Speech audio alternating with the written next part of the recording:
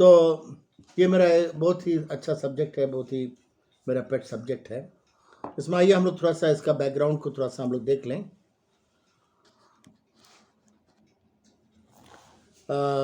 यहाँ पर लिखा हुआ है, there was famine in the land beside the first famine that was in the days of Abraham and Isaac went into Abimelech king of Philistines and to Gerar. यहाँ पर हम लोग देखते हैं कि और उस देश में अकाल पड़ा, वह उस पहली अकाल से अलग था जो इब्राहिम के दिनों में पड़ा था। सो इसाक गेरार में फलिस्तीनों के राजा अबीमेलेक के पास गया। यहाँ पर हम देखते थोड़ा सा याद दिलाएंगे आपको कि इब्राहिम के टाइम में भी इसका पिता आइजक का पिताजी इब्राहिम के टाइम में भी बहुत बड़ा अकाल पड़ा था, बहुत गंभीर अकाल पड़ा था, परंतु ये उससे थोड़ा और फर्क था और गंभीर था। और उस समय उस अकाल के समय इब्राहिम मिस्र देश में चला गया था, और अब जानते मिस्र देश में जाने के कारण वहाँ बहुत सारा गलती भी हुआ, इस्माइल पैदा हो गया और बहुत सारा चीज़ हुआ जिसके पीछे आज हम लोग नहीं जाएंगे। परंतु वही अकाल का परिस्थिति अब उसका बेटा आइजक के ज़माने में आ रहा है, और आइजक के ज़माने में आइजक के सामने एक ऑप्शन है कि अपने पिताजी की तरह मिस्र में जाने का एक ऑप्शन है। परंतु परमेश्वर उसके पास आया, या यहोवा के उसके दर्शन देखकर कहा मिस्र में मत जा। परमेश्वर आके उसको वार्न करता है, जैसे तुम्हारा पिताजी इब्राहिम वो कैसे मिस्र में गया, तुम मत जाना मिस्र में, मत जाना, जो देश में तुझे बताऊंगा उसी में रहे। परमेश्वर ने कहा जब इतना बड़ा अकाल आया, मुसीबत आया, उसी देश में तुम रहे। और उसने कहा तू इस देश में रह और मैं तेरे संग रहूंगा। अकाल के समय जब आप जानते हैं जब कुछ भी चीज़ होता नहीं है, उगता नहीं है, और अकाल के समय खाने का दिक्कत होता है और फसल का दिक्कत होता है, पानी का दिक्कत होता है, परमेश्वर कहता है और मैं तेरे संग रहूंगा और तुझे आशीष दूंगा, और ये सब देश में तुझको और तेरे वंश को मैं दूंगा, और जो शपथ मैंने तेरे पिता इब्राहिम से खाई थी उसमें मैं पूरी करूंगा। देखिए परमेश्वर यहाँ पर इब्राहिम का जो ब्लेसिंग्स था, इब्राहिम के साथ जो परमेश्वर ने जो वाचा बांधा, जो कवनेंट था, उसको अपने बेटे आइजक को याद दिलाता है। देखिए बहुत सारे कवनेंट्स है बाइबल के अंदर में, जो कवनेंट्स में हम लोग के लिए भी है, कई बार हम लोग उसको भी भूल जाते हैं।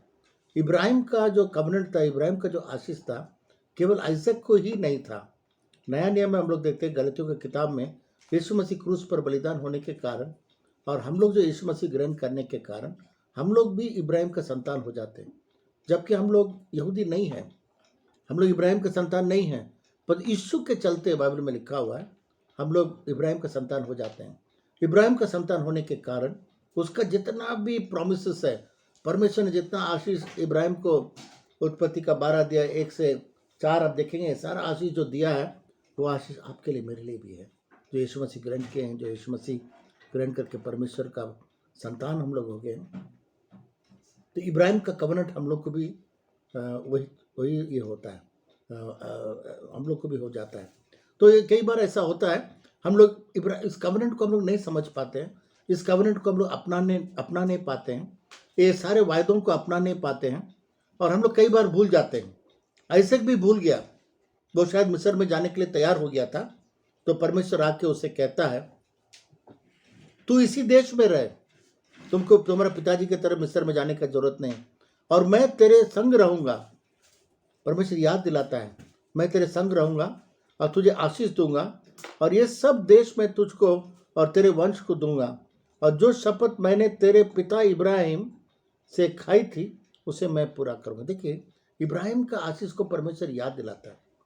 प्रतिरोज जब आपको कोई डाउट लगता है, जब आपको लगता है कि आपको आशीष नहीं मिलता, जब आपको लगता है कि आपको बहुत सारा प्रॉब्लम्स है, मैं आपसे रिक्वेस्ट करूंगा उत्पत्ति का 12 अध्याय 1 से 4 को जाकर के उसको स्मरण करिए, क्योंकि वो कवनेंट आपके लिए मेरे लिए भी है।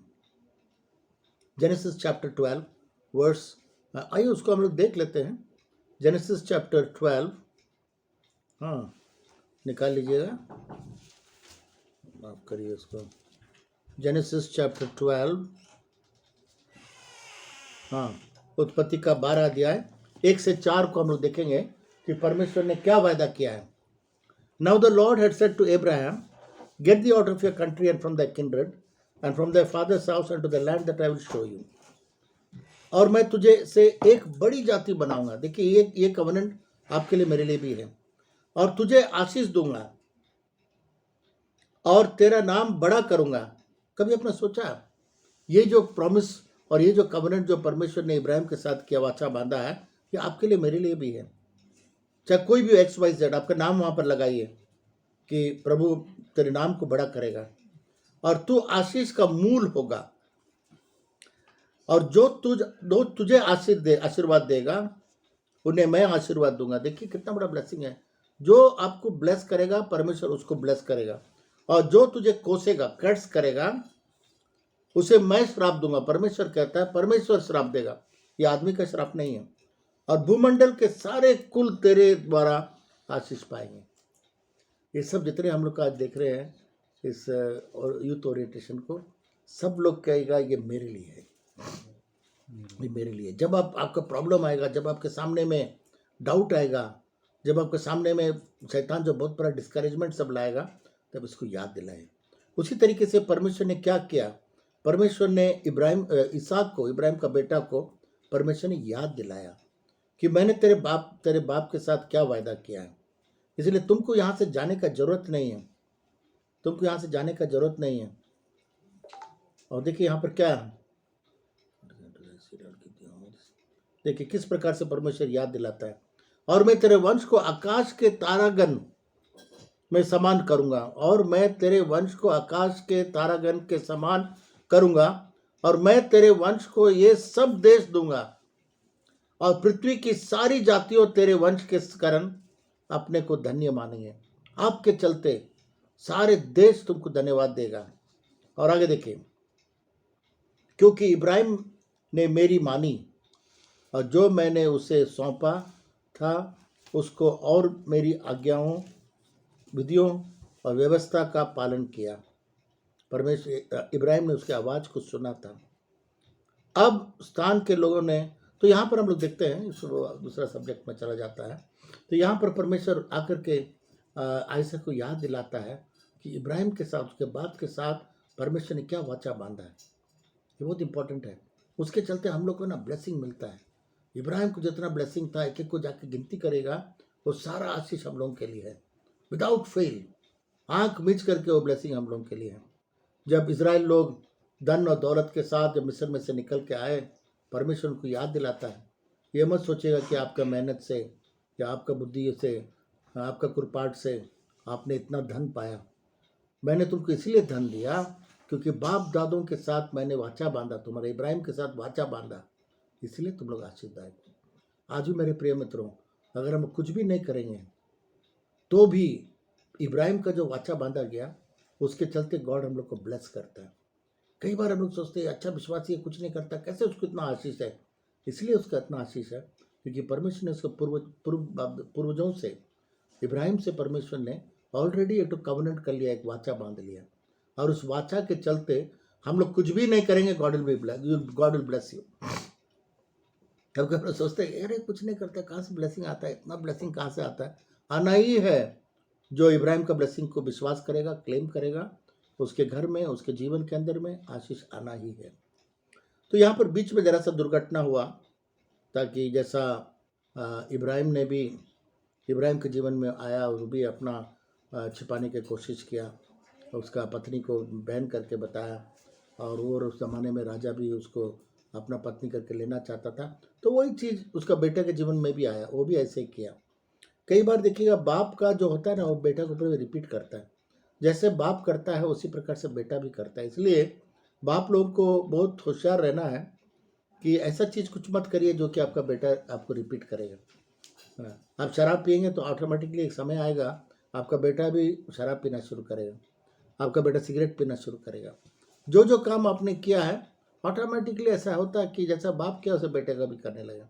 तो जैसा बाप ने अपने पत्नी को कहा मैं, ये मेरा बहन है, उसी प्रकार से ये भी ऐसा किया, पर तो फिर परमेश्वर ने उसको बचाया। आज उस सब्जेक्ट पर हम लोग नहीं जाएंगे। आज मेरा सब्जेक्ट है 100-fold ब्लेसिंग्स। तो यहाँ पर हम लोग देखते हैं कि इसहाक जो है वो मिस्र देश नहीं गया, और वो अपने जगह पर, जैसा परमेश्वर ने उसको याद दिलाया कि उसका बाप का जो वाचा बांधा था, अकाल हो या काम करे या न करे, उसको इब्राहिम का आशीष उसको मिलेगा। तो परमेश्वर ने कहा नहीं जाना, तुम मिस्र नहीं जाना, तुम यहाँ पर हो। और बाइबल के अंदर में देखिए क्या लिखा हुआ है, देन आइजैक सोड in that land and received in the same year 100-fold and the Lord blessed him. यह आयत को अंडरलाइन करिएगा, इसमें बहुत सारा भेद और रहस्य छिपा हुआ है। फिर इसहाक ने उससे उस देश में जोता, बोया, और उसी वर्ष से 100 गुना फल पाया, और यहोवा ने उसको आशीष दी। अब मैं थोड़ा सा आपको चाहता हूं कि आप थोड़ा सा इमेजिन करें कि अकाल पड़ गया। जो अकाल पड़ता है ना, जमीन सूख जाता है, फट जाता है, पानी नहीं होता है, और जब पानी नहीं होता है अकाल पड़ जाता है। जब अकाल पड़ जाता है तो आप बीज बो नहीं सकते हैं, बीज में कोई फसल नहीं आएगा, पानी आने का कोई संभावना नहीं है। ऐसा लगेगा कि वेस्ट ऑफ टाइम है। पर तो आइजैक ने सोचा कि नहीं, कैसे भी परिस्थिति हो, मेरा जमीन सूखा हुआ फट गया है, पानी नहीं है, पर तो मैं विश्वास के साथ बीज बोऊंगा, क्योंकि परमेश्वर ने इब्राहिम के साथ में वाचा बांधा है। कंडीशंस तो बहुत खराब है, और हम लोग नेचुरली देखें, अगर हम लोग के सांसारिक रूप से हम लोग देखेंगे तो इसमें कैसे पौधा बीज कैसे बो सकते हैं। जमीन फट गया, पानी नहीं है, और इसको जोतना भी बहुत मुश्किल है।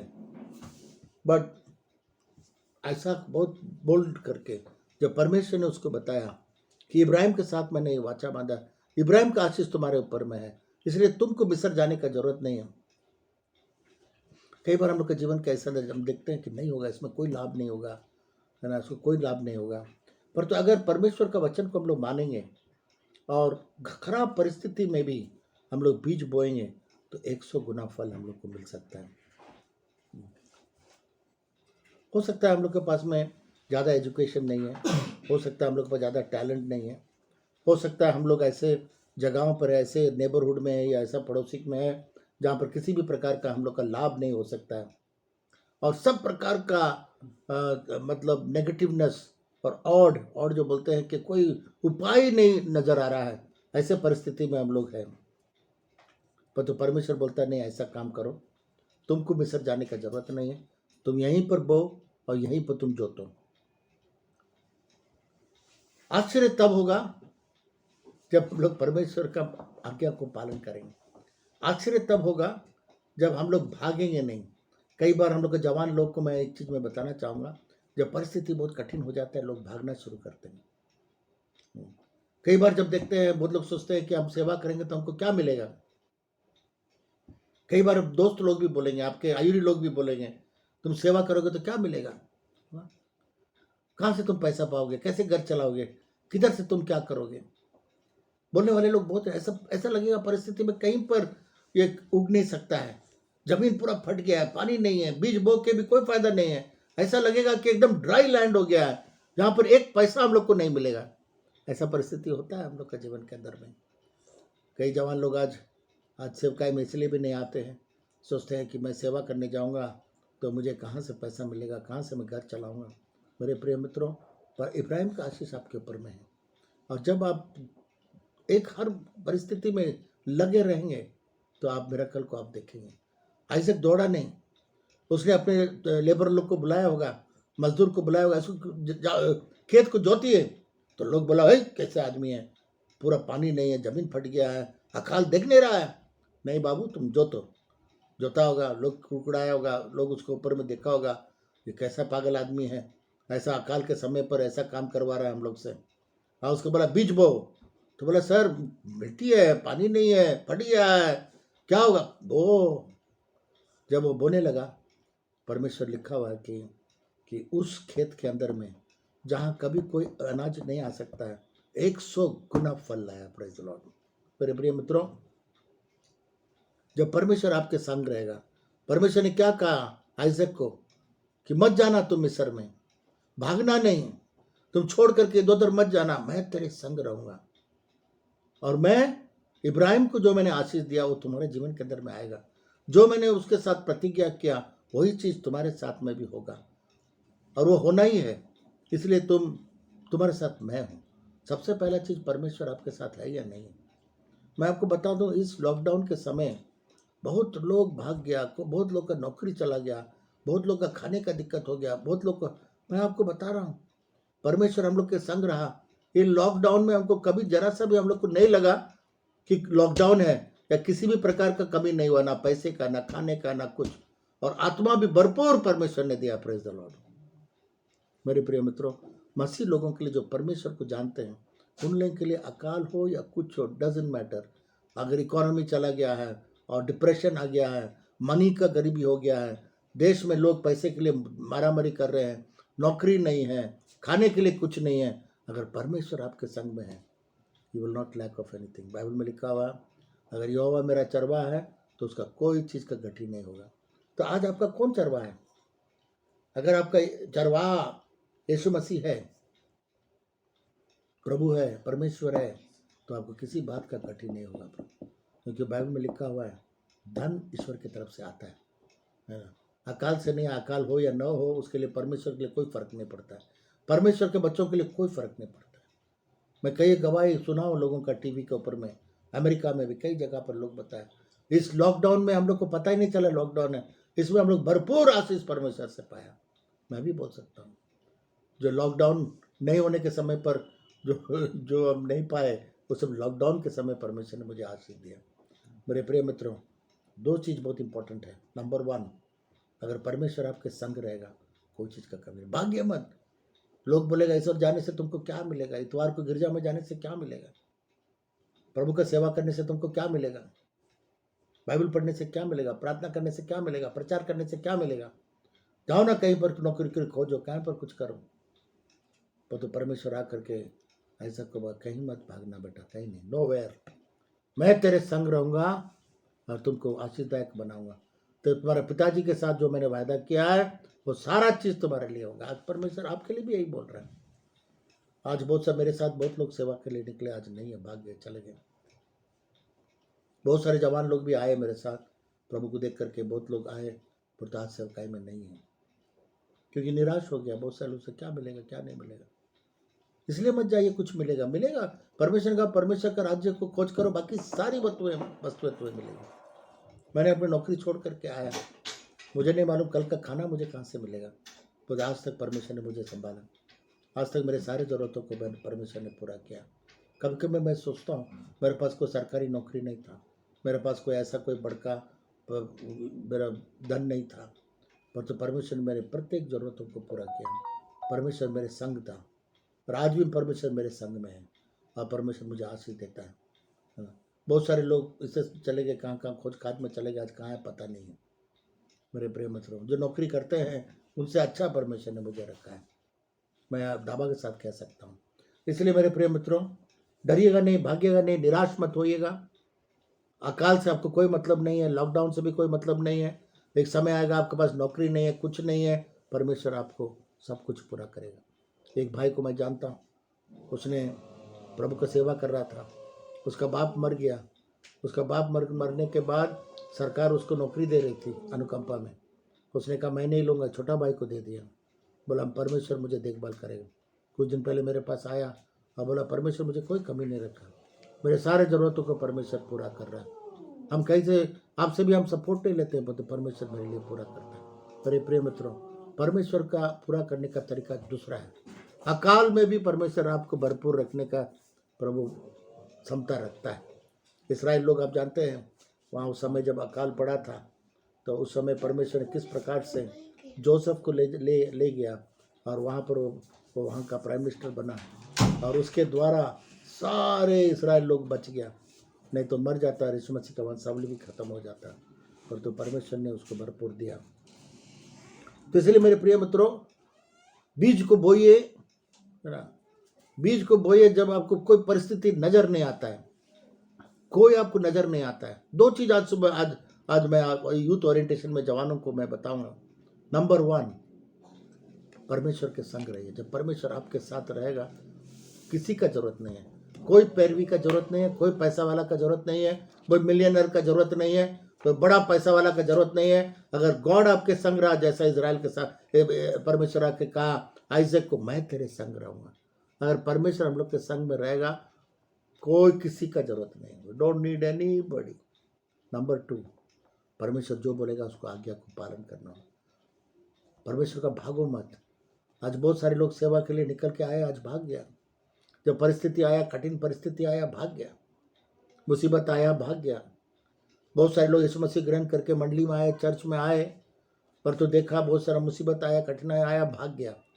परमेश्वर सबको कहता है भागो मत, लगे रहो, चर्च में लगे रहो, अच्छे दिन में बुरे दिन में लगे रहो, और अकाल के समय आप 100 गुना फल का मिलेगा आपको, भागने से नहीं मिलेगा। लगे रहो, प्रार्थना में लगे रहो, बीज बोते रहो। और 3rd चीज, बीज को बोना। आज्ञा को पालन किया, परमेश्वर के संग रहा, पहले परमेश्वर के संग रहा, आज्ञा को पालन किया, भागा नहीं, लगा रहा, निराश नहीं हुआ, डिस्करेज नहीं हुआ। एंड 3rd थिंग, जहाँ पर कोई उम्मीद नहीं है वहाँ पर उसने बीज को बोया। जब चर्च में आते हैं, चंदा देते हैं, दशमांश देते हैं, पहला फल को देते हैं, लगता है प्रभु मेरे पास कुछ नहीं है तो भी उसमें से मैं दे रहा हूँ, मेरे पास उतना है भी नहीं है, पर तुम्हें प्रभु पता नहीं है फजल कैसे आएगा। बीज को बोते हैं, बीज को जब बोइएगा 100 गुना फल आपको मिलेगा।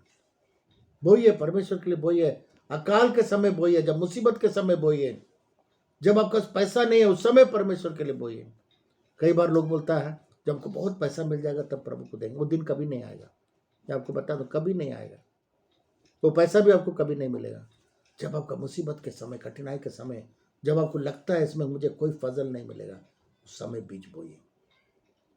जब चर्च का जरूरत पड़ता है, चर्च के जरूरत पड़ता है, उस समय बीज बोइए। बहुत लोग सोचते हैं कि चर्च का जरूरत नहीं है, हम क्या बीज बोएंगे। कई बार लोग सोचते हैं कि अभी चर्च का जरूरत देने से हमको क्या होगा। जब आप बोएंगे, परमेश्वर आपको 100 गुना आपको फल देंगे। इसलिए आगे आइए, जब भी आपको बीज बोने का समय आएगा जल्दी से सामने आइए। और बीज को भी ना समय पर बोलना पड़ेगा। अच्छा खेत के समय लोग बीज बोते हैं। मैं आपको बताऊं, जब आपको मुसीबत के समय ऐसा लगता है, अकाल के समय लगता है कि मेरा बीज कुछ नहीं, उस समय बोइए, कठिनाई और मुसीबत के समय, ताकि आपको एक रेडिकल सीड बोना है, रेडिकल हार्वेस्ट के लिए। हालेलुया। उसी साल 100 गुना फल उसको मिला। Can you imagine? कभी आप सोच सकते हैं? सारे लोग हंसी मजाक किया होगा, सब लोग मिस्र को भाग रहा होगा, इधर उधर भाग रहा होगा। आइसक बोला हम नहीं भागेंगे, परमेश्वर मेरे संग है। परमेश्वर ने कहा यहीं पर बीज बो और जोतो बेटा। क्या आइसक, यहाँ ऐसा होता है कभी? अकाल में कभी जोता जाता है, बीज बोया जाता है, जमीन फट गया, पानी नहीं है, करो, जो हो जाएगा परमेश्वर करेगा। एक तो फिल्म हमारा बेटा दिखाया, पोटैटो फेथ, उसमें भी लोगों ने आलू बोया, अकाल के समय, कठिनाई के समय आलू बोया, बहुत बड़ा हार्वेस्ट उनको मिला।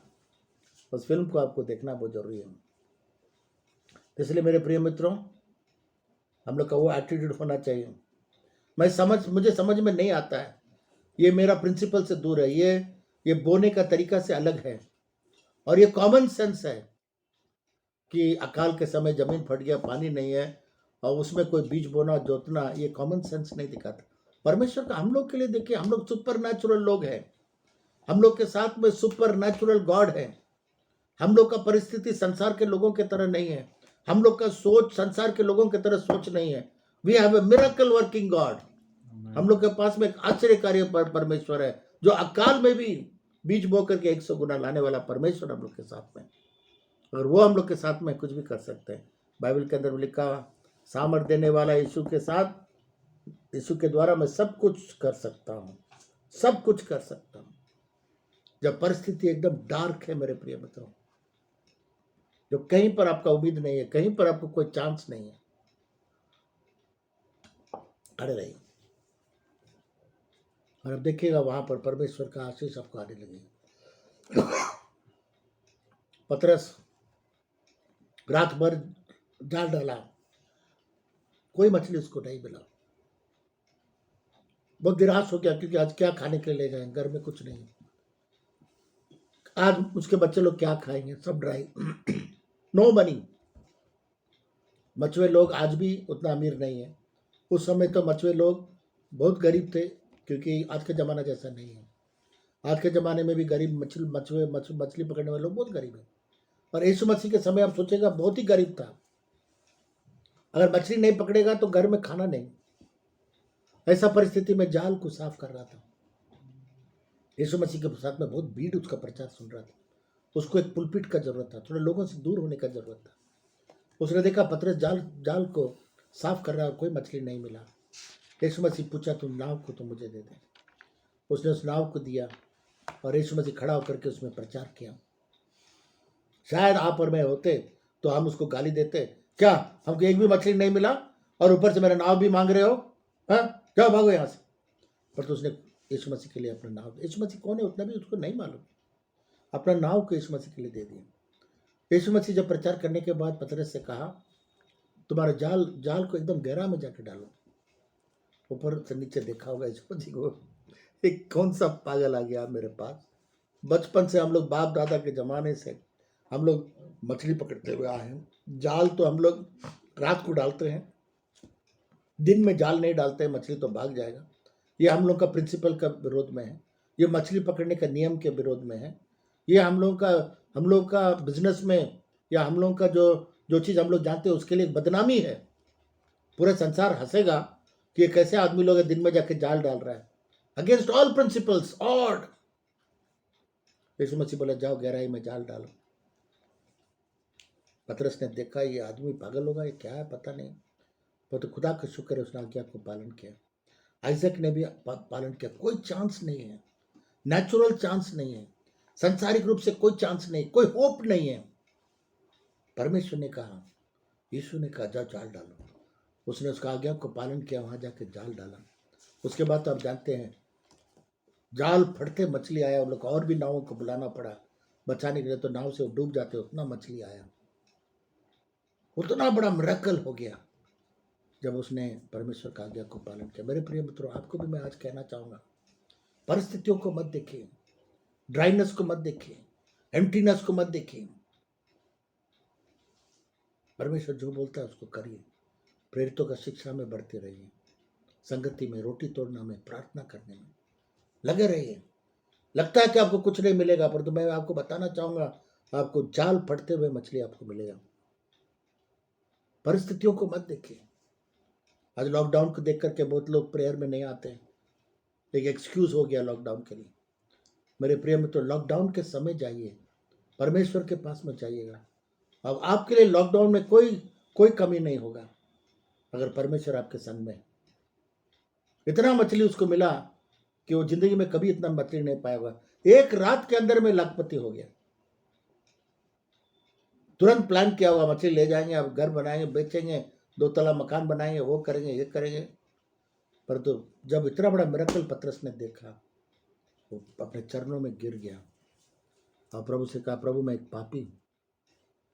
जब हम लोग का मिरेकल हम लोग के जीवन के अंदर में आएगा, हम लोग को नम्र नहीं, हम लोग को घमंड नहीं आना है।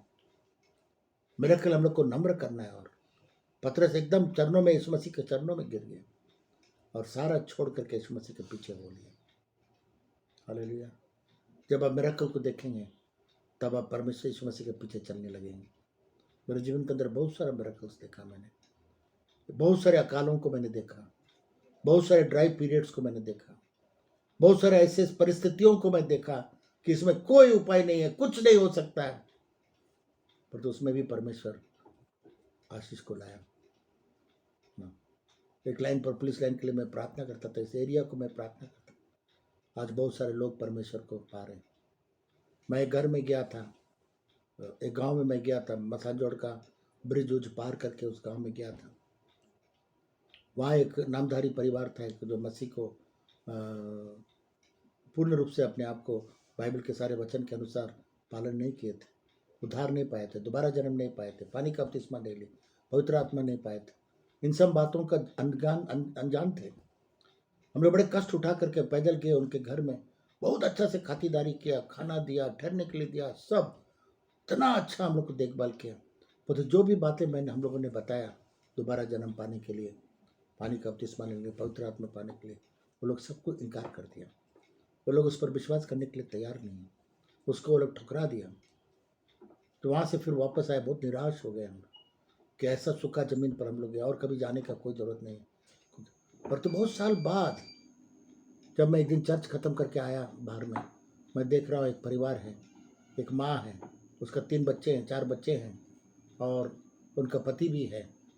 तो वो बताई कि बिशप, अब जब मैं छोटी सी लड़की थी आप मेरे घर आए थे और आप मेरे घर में आके प्रचार किए थे, पर तुम्हें बड़ी होने के बाद मैं यीशु मसीह को पा ली, दोबारा जन्म पा ली, मैं, मेरा पति और मेरे बच्चे सब यीशु मसीह को पा लिए, बपतिस्मा लिए।